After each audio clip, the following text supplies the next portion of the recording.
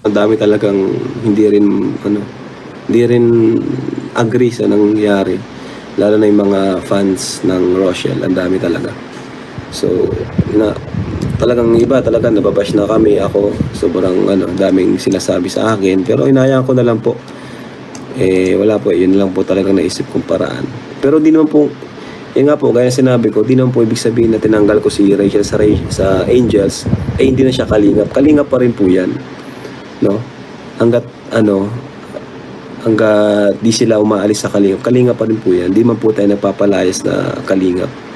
Lalo kung wala namang ginagawang masama, So, natanggal lang po siya sa beneficiaries natin. Kasi alam naman po natin yung kalagayan na niya ngayon. 'Di ba? May maayos na kinikita na siya, may sponsors, and nandiyan din si Roel na gagabay sa kanya. So, ang inisip natin syempre yung marami pa naman nangangailangan ng tulong. Hindi lang naman siya, 'di ba? Kagaya niya, may bago tayong tulungan, si Melka. Sobrang kailangan din ng tulong. 'Di ba? Dami po. Kaya isipin nyo na lang po yung ibang tutulungan, yung ibang matutulungan, no? Yun na lang pong isipin nyo. Yun nga po, yun din sa mga bakasyon din talaga. Yun talagang pinaka main reason natin kung bakit tinanggal na natin yung connection ng Angels at ng ni Rachel, no? Yung bashing talaga kasi hindi nawawala yun. And isa pa, kagaya niyan kapag nagba-vlog kami na wala si Rachel, hinahanap nila. So, para mawala na yung ganun, para hindi nila hanapin, tinanggal na po natin. Hinayaan na po natin si Rachel mag-focus sa kanyang sariling vlog, sa kanyang community at sa kanyang pag-aaral. Kasi bihira lang din naman bumakasama sa atin si Rachel, di ba? Gaya ng busy nga po at may sarili silang vlog, di ba?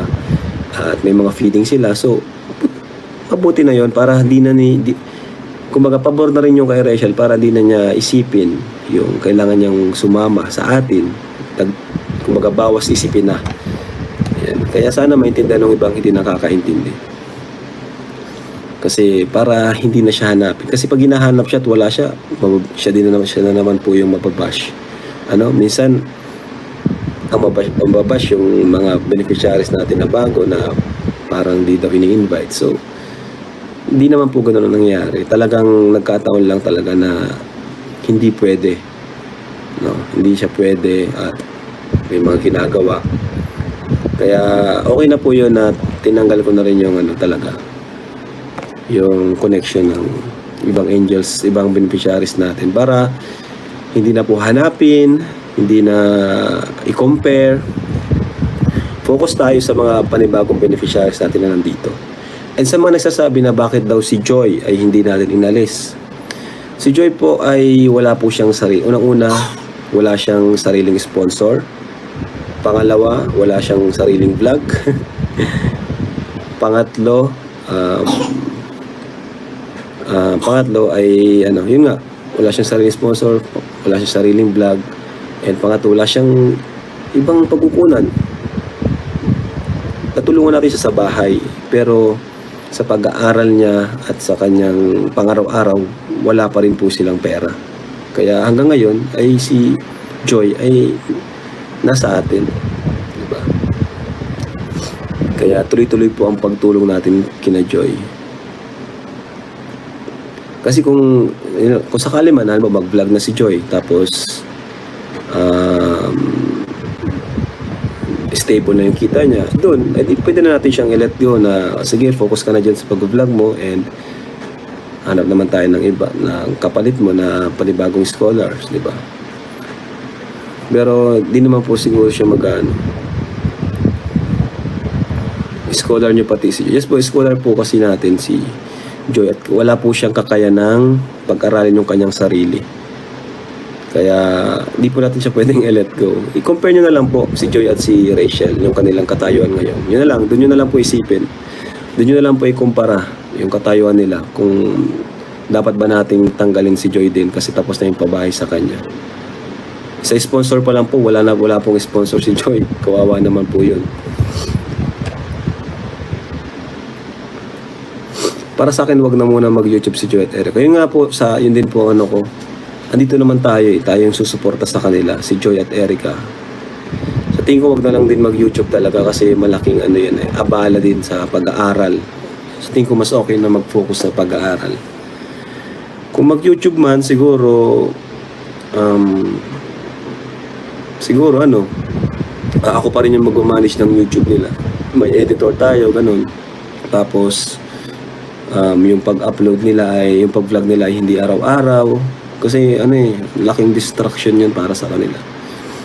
Pero para sa akin talaga mas okay na mag-aral na lang muna Kasi hindi naman talaga sagot ay YouTube para umasenso. Hindi lang naman talaga YouTube ang sagot para tayo ay umasenso. Madami. Ganyan, kung pangarap mong maging nurse, so unahin niyo yung pangarap nila. Itong YouTube, na lang to. Kumbaga, secondary na lang to. No? Kagaya ko, nag-aral ako, naging animator ako. So, yun yung una kong tinapos bago ako naging vlogger. So, focus muna sa school kasi maraming distraction talaga sa social media, especially kapag bata ka pa lang and yun, ka na sa mga social media, di ba? So, okay kung muna, focus na lang sa school si Erica at Joy.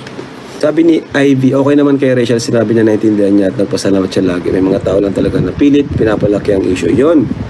Salamat po kay Ivy kasi ang ganda ng comment niya, na okay naman daw palakin sa kanila. And may mga tao lang talaga na siguro ibang tingin. Akala ay parang inapi na po. Hindi naman po ganun. Kalinga pa rin po yan. And kapag kailangan ng tulong, andito pa rin po tayo. Kagaya ng iba nating beneficiaries. Paano po kapag under management mo kahit tapos na pabahayan, palagi pa rin makikita? Una-una po, ano po ba yung ibig sabihin ng under? Paano po kapag under management mo kahit tapos na pabahayan, palagi pa rin makikita? Una-una po, ano po ba yung ibig sabihin ng under management ng kalingap? Pangalawa, yun ay kapag scholar natin, tayo nagpapaaral, syempre, makikita nyo yung palagi sa natin. Kung hindi man palagi, ay kumbaga, tayo pa rin yung may karapatan mag-vlog sa kanila. Ayan. And pangalawa siguro, under management ng kalingap kapag yung sa tingin ko ay walang iba nagmamanage kundi tayo. Yun.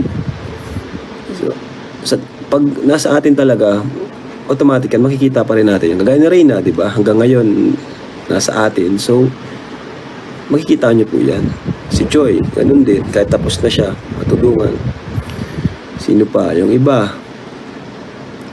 Ang Rochelle po kasi, hindi na nasa management ko kasi ayan dyan na si Rowell, di ba? Marunong naman si Rowell mag-vlog, marunong mag-YouTube. So, sila na pong bahala kay Rachel. Kaya, ganun po yun. Kaya na nila yung sarili nila. And may community na rin po sila. Malaki na po yung community nila. So, kahit wala tayo, ay kaya na po nila. Kalinga Prab, sana mapanood mo yung latest upload ni Rachel. Sobrang nagpasalamat siya. Yes po. At alam ko naman po talaga si Rachel ay mabait po yan. Lalo na po nung binablog ko pa lang siya kasi doon po kayo madalas magkausap. No? Kaya, yun. Alam ko po talaga ang ugali ni Rachel. Mabait na bata po yan.